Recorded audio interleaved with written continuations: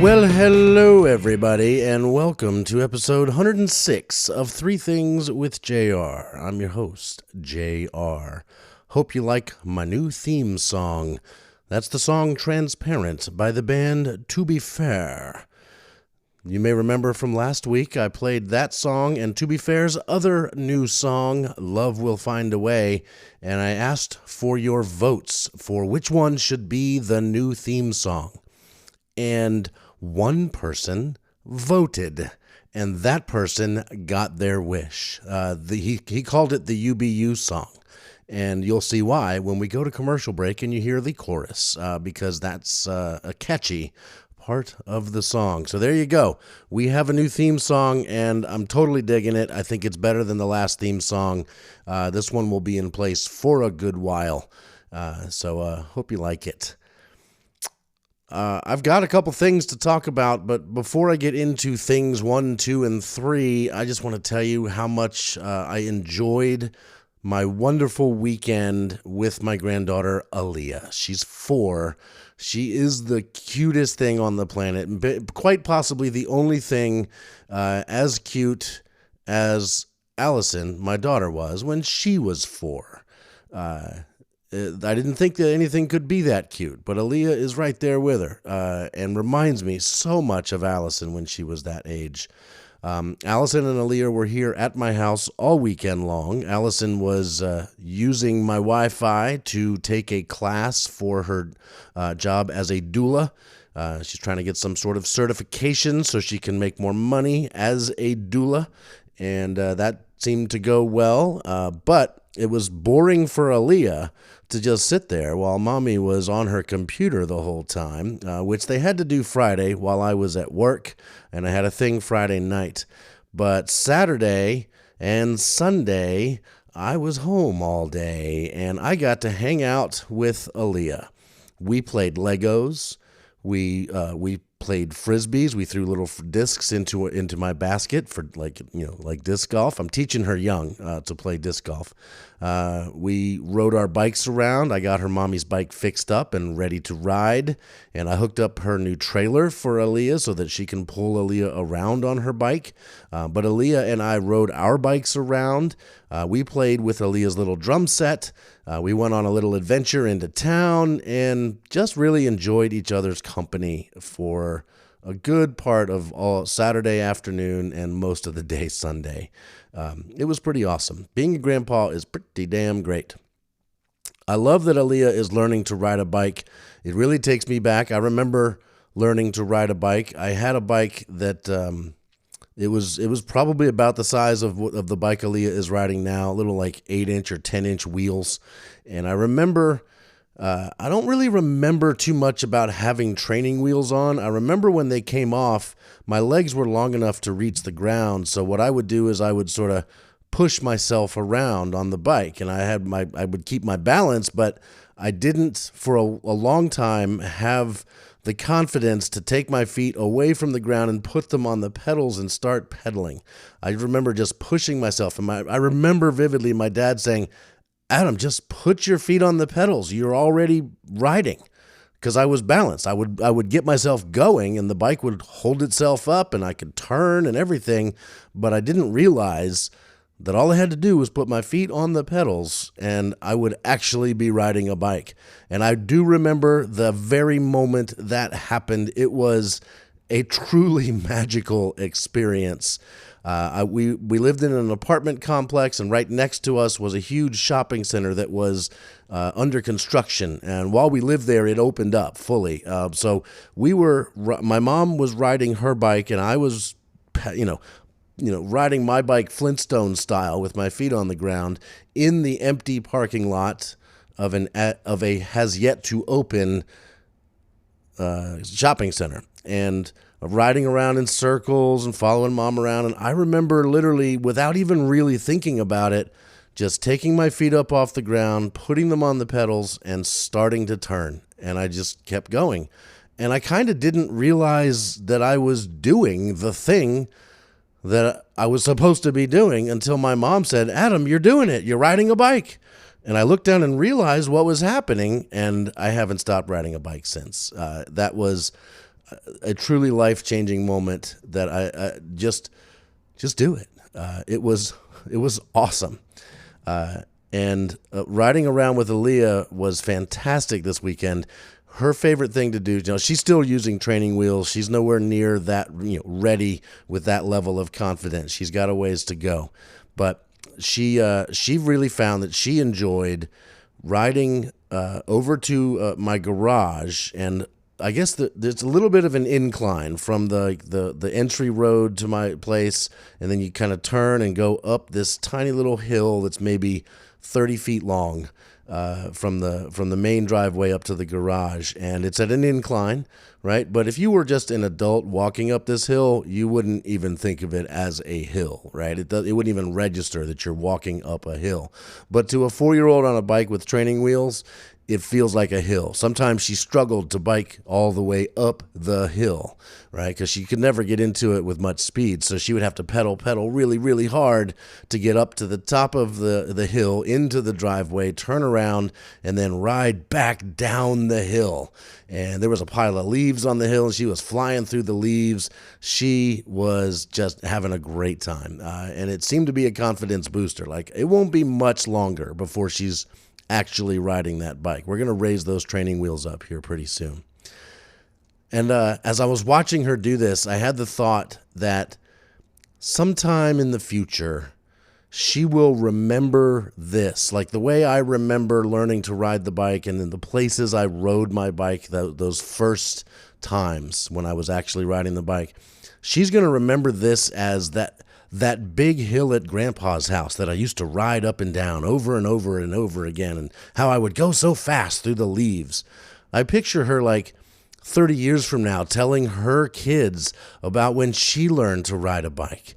And maybe even she'll bring her kids over to this house I live in now. I won't live in it then, but maybe she'll be able to come in here and see the house and go, that's where my grandpa used to live. We used to go there to visit him, and I would ride my bike up and down the hill to his garage, and it was awesome. It was a huge hill, and I would go so fast, and her kids would be so impressed, and then they would round the corner and see the hill, and she would be thinking to herself, well, the garage must be sinking or something, because this hill used to be huge. And again, to a petite 4-year-old, it is a hill, I guess. And maybe her kids will be impressed, but she will think to herself, wow, it's amazing the difference 30 years can make. A few feet of height makes a huge difference on your perspective on the world, on how huge a hill looks. And to a 4-year-old, this looks like a huge hill that she conquered over and over and over again, and then had the rewards of her conquering the hill was to ride back down the hill, and just exhilarating. And, I get it. I get it. I can't wait for Aliyah to have that experience. I hope this podcast still lives on the internet when, 30 years from now, when she's showing her grandkids the hill and listening to me talk about it, because it was truly one of the highlights of my weekend. Absolutely loved it. So there you go. Let's get into the things. Thing number 1. We're going to keep hammering on this thing until we get people listening. ToBe Fare, the band I'm in, the band who does the theme songs to this show, we had some gigs. I told you about our gig at the Battle of the Bands at Stonefield last week and how it kind of sucked. Well, I also told you about the gig we had at Cedars Nursing Home, which didn't end up happening because of weather and COVID, which also kind of sucked. So we were left with our third gig that we had scheduled at Miller's on the downtown mall. They do music every night they're open, which is like Wednesday through Saturday or Tuesday through Saturday, something like that. And they're open late. Music starts at 10 p.m., which means we don't even get to set up until the last, diners finish their meal, because there's a table on the stage. So they got to move the table and chairs to get out of the way. We didn't even get to start setting up until like 9:30. We started playing music more like 10:30, 10:45. But the coolest part was the downtown mall on Saturday night was jumping. There were multiple shows going on at nearby venues, and when they let out, those people made their way to Miller's. A lot of them did. There were what seemed like multiple wedding parties all over the mall, based on how people were dressed. Saw several wedding dresses, lots of dudes in tuxes and suits and such. Lots of those people made their way into Miller's. One guy tried to bring a cooler into Miller's. That didn't work, but long story short, there was plenty of people around, and lots of them went to Miller's for the late night music, food, and libations. And so the crowd showed up. We actually played for a room full of people for like 2.5 hours. It was so awesome. We started around 10:45. We finished around 1. We played 2 full sets of music. We played a lot of our favorite songs, our original songs, and some cover songs that we always play, as well as some cover songs we hardly ever play, that we haven't played in years. And it was fantastic. The crowd was into it. People were singing along with our cover songs. People were actually watching and paying attention even during original songs that they would have no way of knowing ahead of time, right? They seemed to enjoy our original music, which was extremely rewarding to see that happening. And it was just the gig we've needed for a long time.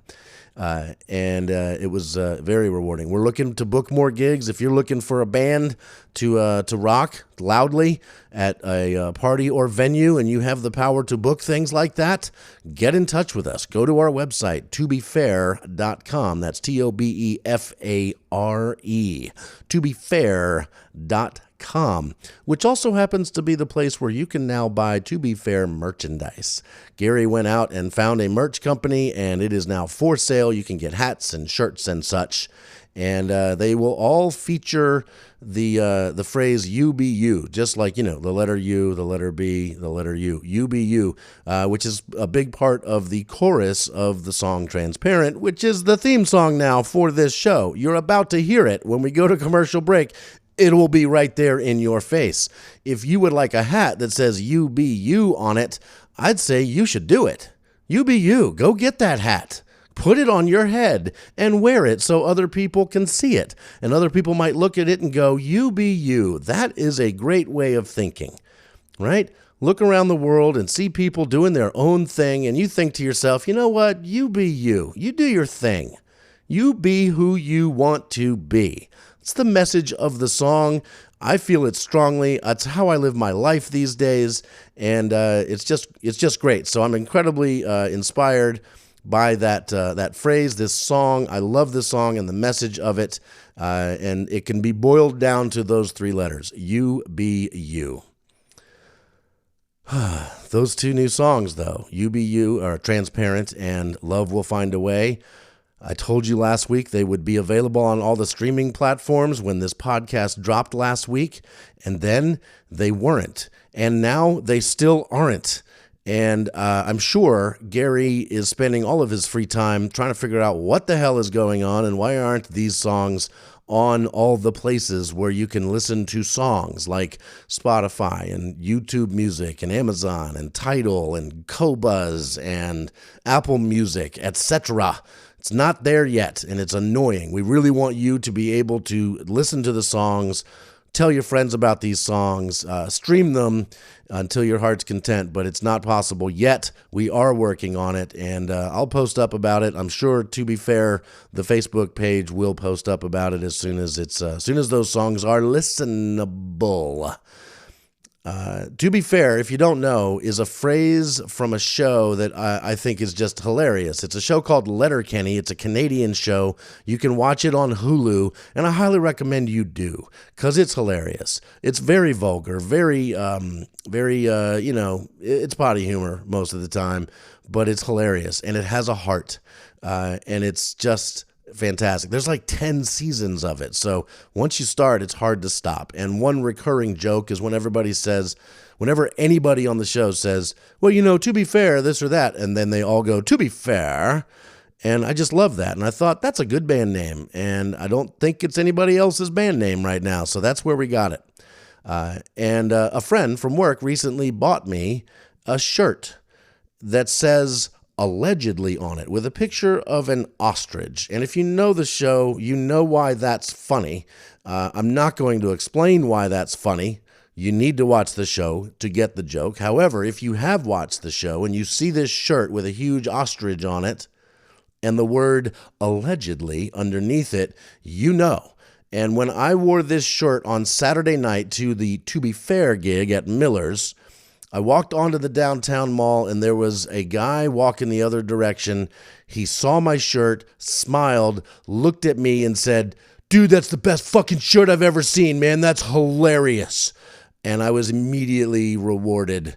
And I made sure my friend knew that his shirt got the recognition it deserved. So any Letterkenny fans out there, you know what I mean. Anybody that hasn't started watching Letterkenny yet, you should probably go do that. All right, that's thing number one. All things ToBe Fare. We're going to come back with things number 2 and 3 just after this. Take up all the chances and tell your truth. You be you. Don't be afraid, just do what you do. You can show the world the right thing to do. You be you.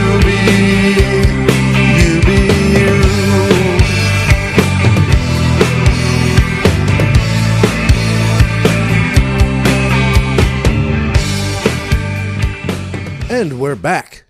Yeah, you heard the UBU part right there, huh? That's the UBU. That's the merch. You can go get that, ToBeFare.com.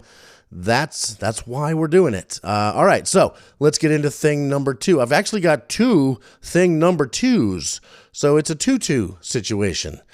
Thing number 2.1 is the author Nelson DeMille. I want to strongly urge any of you that like reading books to read Nelson DeMille books. He's got a new book out, and I'm literally going to start reading it tonight. It's called The Maze, and it's the latest in his series of books featuring the character John Corey. And Nelson DeMille has written like 22 books, if I've counted correctly, and I've read them all. I was looking on his website through all the old books that I haven't read in years, right? But I've read them all once. And in preparation for this new book, Nelson DeMille in his newsletter said, hey, you should probably go back and read Plum Island, which is the first John Corey book. And that the new one will make more sense if you've read that one. So I did, except I didn't read it. I got it on Audible, and I've been listening to it in my car for the last, 2 months, 3 months, something like that. And that book just came to life again, and I was reminded of why I like Nelson DeMille books. I like them because I feel I get smarter just by reading what that guy writes. He's a brilliant guy. He writes so well. He's a member of Mensa, which I think just means he's really smart, high IQ sort of stuff, and he's done this a number of times. I know for a fact that he's done this.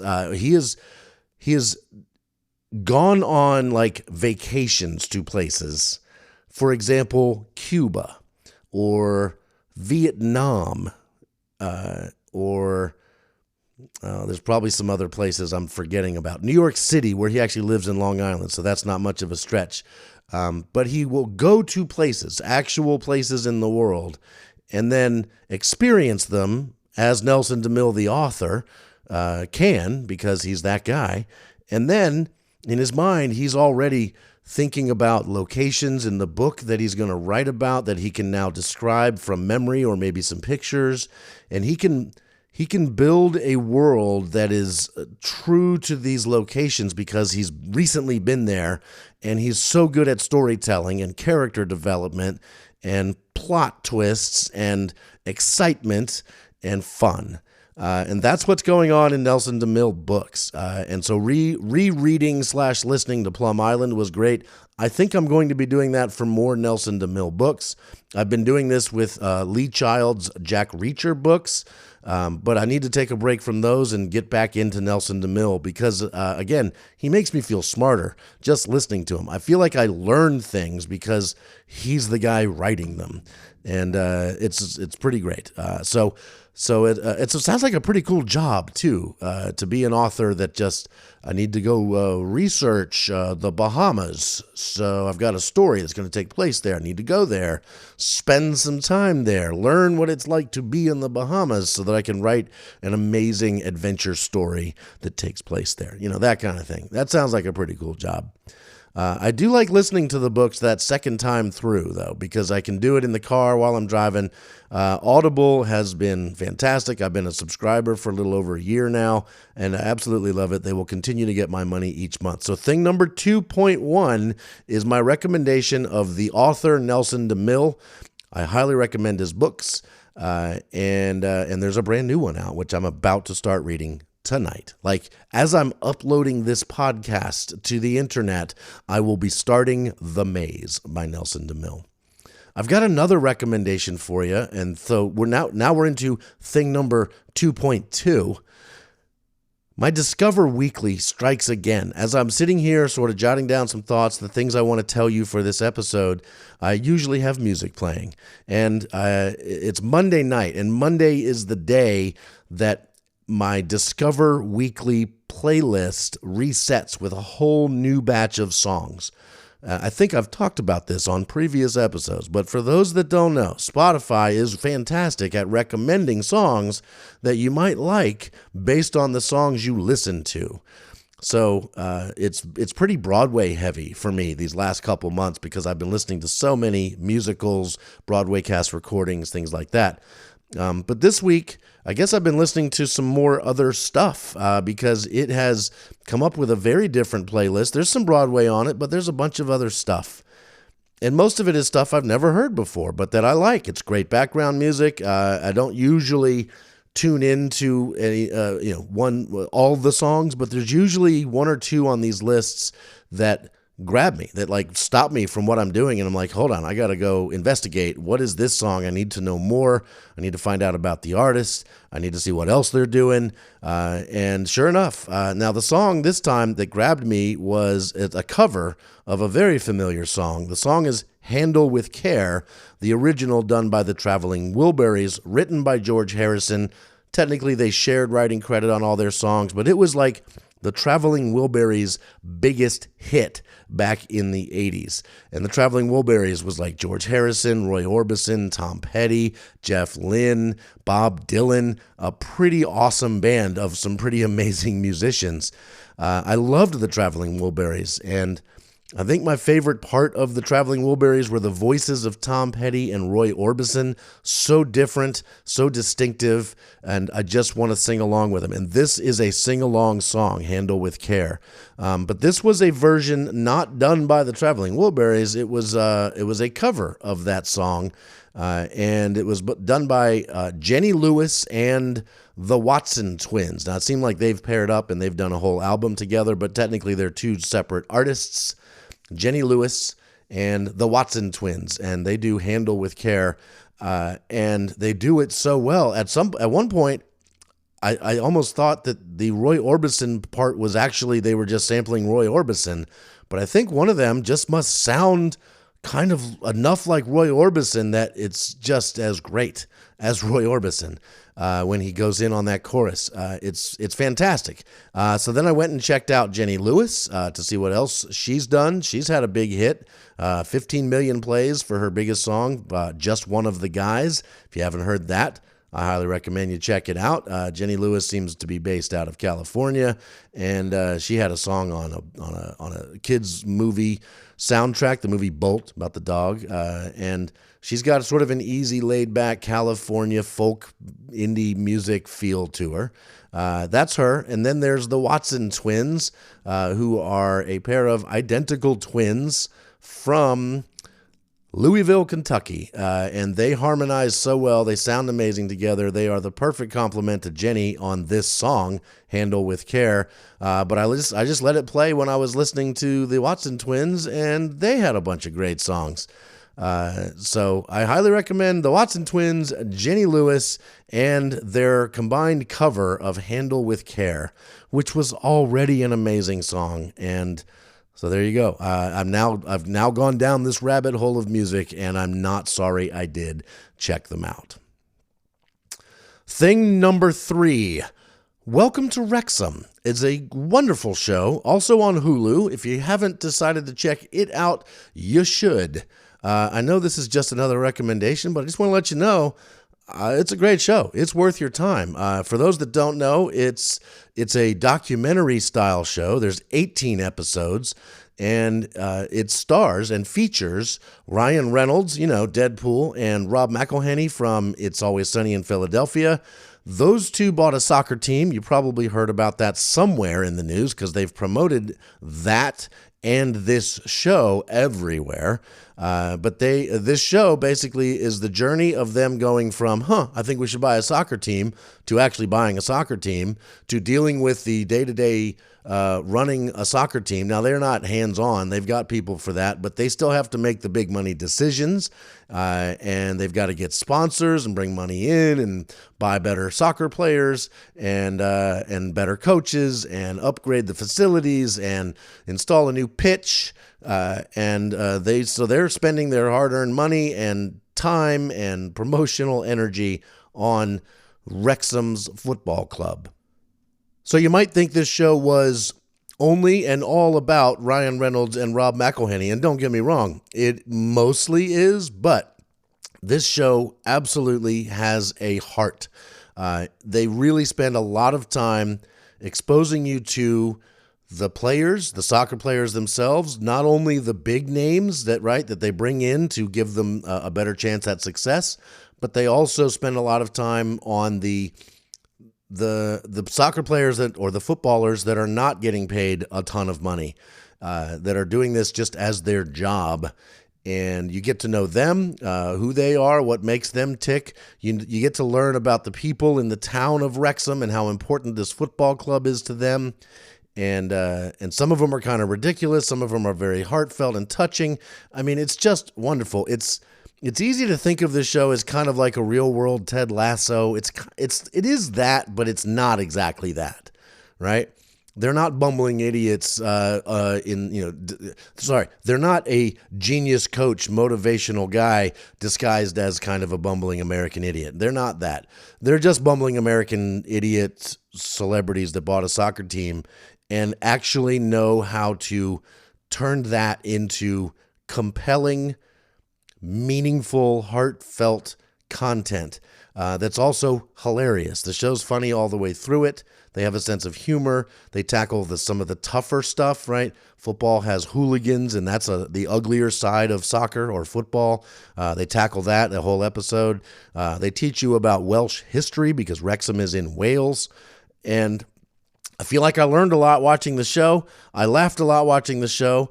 And as a result, I've watched more football or soccer than I've ever watched. You get basically an entire season's worth of a team's football games, all in 18 episodes of this show.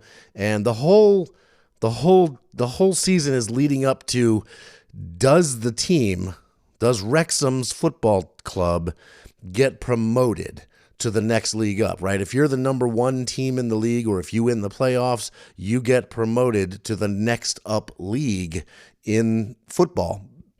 And they're kind of stuck in a lower league because they haven't had much success over the recent years. So everybody's hope is that this new infusion of energy, cash, celebrity, heart, and TV cameras will elevate this team, along with some much better football players, better coaching, better management. It's all going to work to get this team promoted to the next league up. And I'm not going to spoil the ending, but I will tell you, it does come down to the wire. The 18th episode is where you find out if they get promoted or not. And it will, I mean, even throughout that last episode, it'll kind of leave you guessing until the very end. And this show's just great. I highly recommend Welcome to Wrexham. Loved every bit of it. You don't have to be a soccer fan to love this show.